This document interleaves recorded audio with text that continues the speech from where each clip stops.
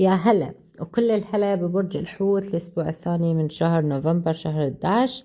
خلينا نشوف الأحداث والتطورات وكل شيء خاص بك. مستعدين نبدأ القراءة؟ نبدأ بسم الله الرحمن الرحيم.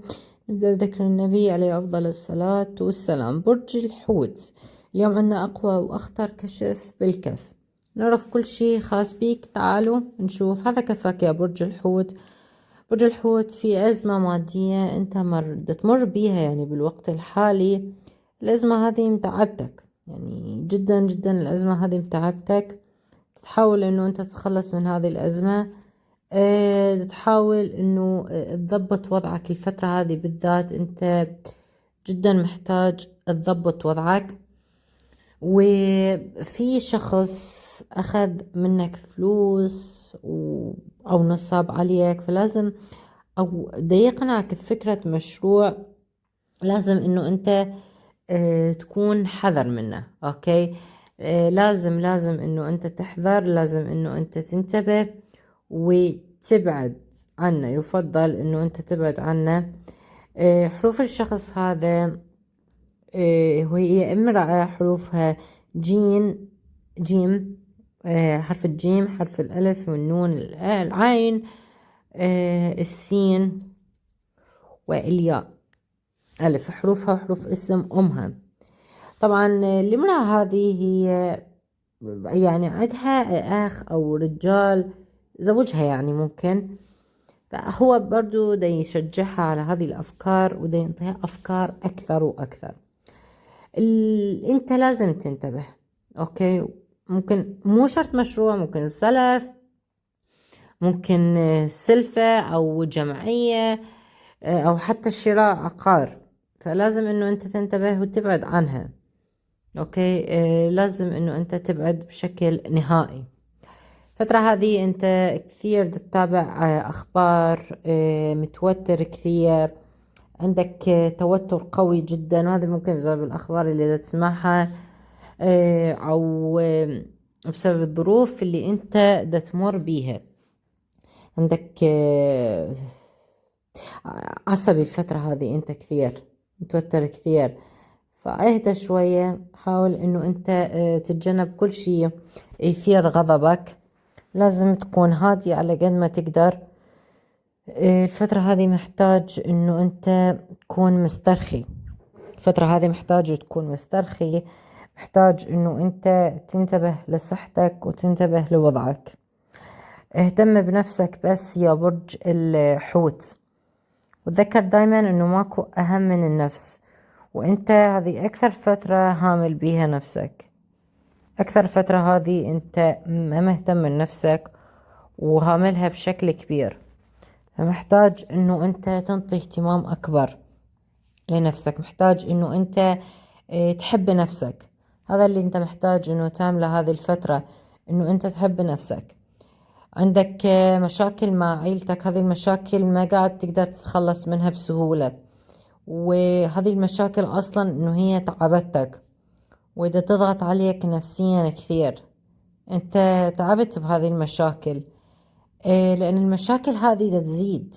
هذه المشاكل دا تزيد ما تقل.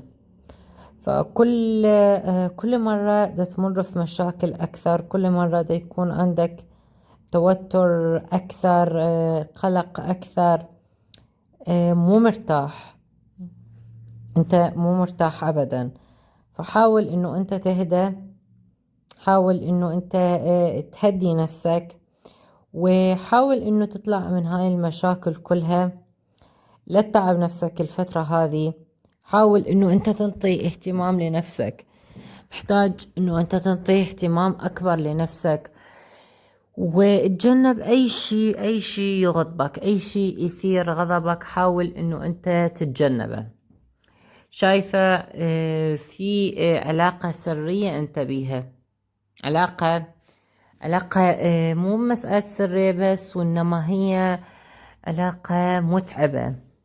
علاقة متعبة جدا، تعبتك. واللي دا يهون عليك إنه الحبيب يحبك. هذا اللي دا يهون عليك، إنه أنت شايفة إنه هو يحبك وفعلا مشاعره صادقة تجاهك. الحبيب فعلا مشاعره تجاهك صادقة. فعلا في مشاعر صادقة وفي حب قوي، فهذا اللي دا يهون عليك كل التعب، كل المشاكل هذه. لأن أنت لو موجود هذا الحب فأنت مستحيل كان تبقى إنك تبقى معاه. كمان إنه هو إنسان طيب، بس احذر، لأن أنا شايفة الحبيب راح يتمرض الفترة القادمة. لازم إنه تنتبه إله، لازم إنه أنت تنتبه لصحته، لأن أنا شايفة إنه هو دا يمر بضغط نفسي قوي، ضغط جدا جدا دا يمر به قوي. حاول إنه أنت تنطيه اهتمام، حاول إنه تنطيه حب. هو محتاج حب، محتاج حب، محتاج يحس معاك بالأمان. وكثير هذه الفترة دا يمر بضغط كبير. هذا الضغط دا يمر به بسبب عيلته، بسبب شغله، فمحتاج انه انت تكون معاه. هذا المحتاج الفترة هذه، انه انت تكون معاه. محتاج انه انت تسمعه كلام حلو، مشاعر صادقة. هو محتاج مشاعر صادقة. حاول انه انت تسافر معاه او تعزمه على عشاء رومانسي، تعمل الاشياء اللي هو فعلا محتاجها. والفترة هذه كمان دي يشك انه انت بعلاقة، دي يشك انه انت بدك تبتعد عنه، فهذا كمان متعبة نفسيا. فكرة انه انت بعلاقة وانه انت ما تريده، فالموضوع دا يحزنه، موضوع دا يحزنه اكثر. في حدث راح يصير معاك، في شي راح يصير معاك الفترة القادمة. لازم هي مشكلة راح تصير، لازم انه انت تمسك اعصابك بأي شكل. لازم انه انت تمسك اعصابك، تكون اهدى. حاول انه انت تتفهم قبل ما تحدث اسنانك. اوكي. لازم انه انت تنتبه لتصرفاتك، لكلامك، عشان ما تكبر المشكلة يعني اكثر. فوق ما هي كبرانة انت لا تكبرها. اوكي. حاول انه انت بس تتفهم الموضوع، تتفهم اصل المشكلة وليش هاي المشكلة صارت، وبعدها خذ القرار اللي انت تريده. خذ القرار اللي انت تريده، بس الاول محتاج انه انت تتفهم، محتاج انه انت تستوعب ليش كل هذا، ليش كل هاي المشكلة صارت. بعدها قرر شنو انت اللي تريده. انت مزعوج من جسمك الايام هذه يا حوت. انت ممكن عندك شوية جسمك زايد وزنك يعني، او يعني انت الفترة هذه مزعوج من نفسك اصلا، يعني انت مزعوج الفترة هذه كثير.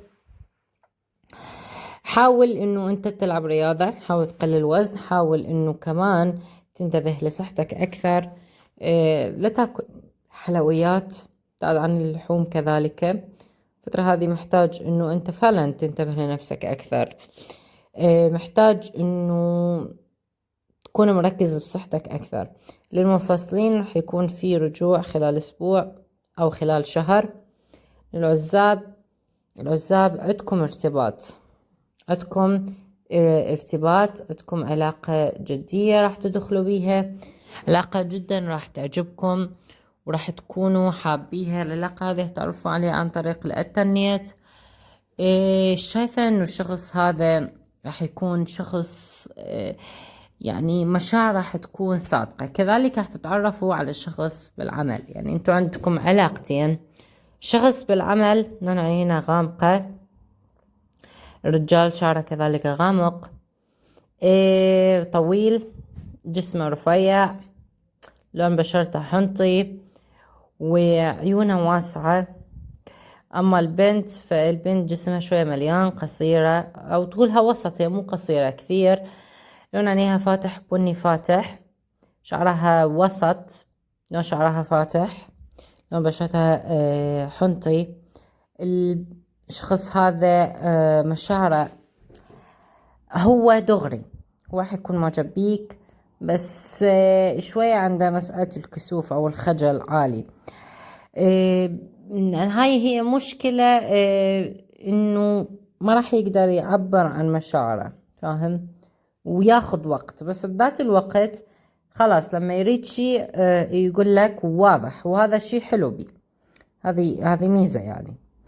كمان شايفة انه الامور الفترة القادمة للعزاب راح تكون جميلة جدا. راح يكون عندك زواج، يكون عندكم زواج، علاقة جدية. بالنهاية أتمنى لكم كل شيء حلو، كل شيء خير.